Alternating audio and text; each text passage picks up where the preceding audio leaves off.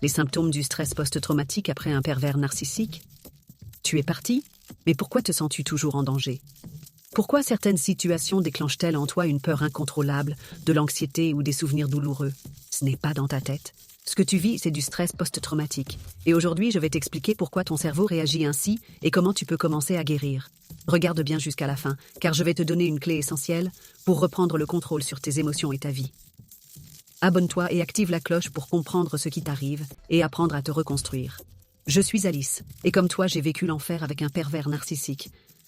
Je me suis formée en coaching spécialisé en abus narcissiques. J'ai compris une chose, partir ne suffit pas. Le vrai combat commence après. Parce qu'un pervers narcissique ne détruit pas seulement ta confiance en toi, il laisse une empreinte profonde dans ton esprit et dans ton corps. Si tu veux apprendre à te libérer totalement, télécharge mon guide gratuit. Découvrez les secrets pour survivre face à un PN et enfin reprendre votre pouvoir. Lien en description. Être avec un PN, ce n'est pas juste une relation toxique. C'est une guerre psychologique. Et comme après toute guerre, il y a des séquelles.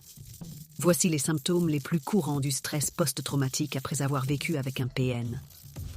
1. Les flashbacks émotionnels. Tu revis encore et encore certaines scènes de la relation, une parole, un lieu, une chanson, et d'un coup, tu es replongé dans le passé. C'est comme si ton cerveau refusait d'accepter que c'est terminé. Pourquoi c'est normal? Parce que ton esprit essaie de traiter ce que tu as vécu. Parce qu'un traumatisme non résolu revient en boucle dans tes pensées. Parce que ton cerveau a été programmé à anticiper le danger et il est toujours en mode alerte. Mais bonne nouvelle, avec le temps et les bonnes stratégies, tu peux désactiver ces déclencheurs. Si tu as déjà eu ces flashbacks, écris « Je me libère » en commentaire. 2. L'hypervigilance et l'anxiété constante. Tu es sur le qui-vive en permanence, tu analyses chaque mot, chaque regard, chaque situation, comme si un danger invisible était toujours là. Même loin de lui, tu ressens cette tension permanente, ce stress incontrôlable. Pourquoi c'est un symptôme du stress post-traumatique? Parce que ton système nerveux a été surstimulé pendant trop longtemps, parce que ton cerveau a appris à anticiper le pire pour se protéger, parce que tu as vécu dans une réalité où tout pouvait exploser à tout moment.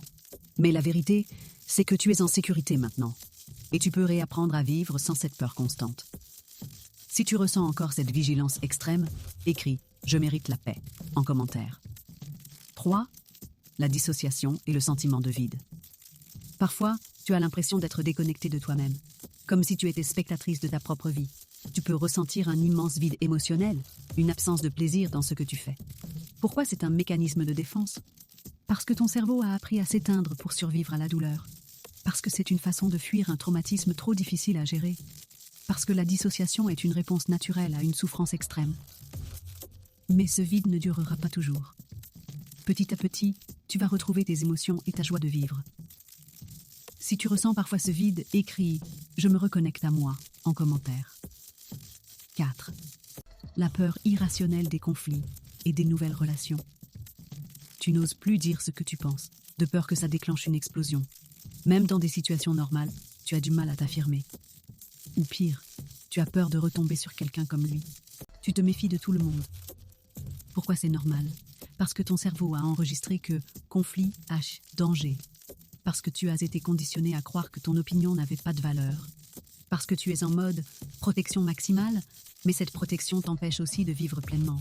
Mais bonne nouvelle, l'estime de soi, ça se reconstruit. Et toi, tu vas y arriver. Si tu refuses de rester prisonnière de cette peur, écris « Je retrouve confiance » en commentaire. 5. La fatigue extrême et les symptômes physiques. Migraine, troubles digestifs, insomnie, tension musculaire, ton corps porte encore les traces du stress que tu as vécu. Même après la rupture, ton système nerveux est en mode urgence, ce qui t'épuise au quotidien. Pourquoi c'est un signe de stress post-traumatique? Parce que ton corps a été sous stress prolongé et il est en train d'évacuer.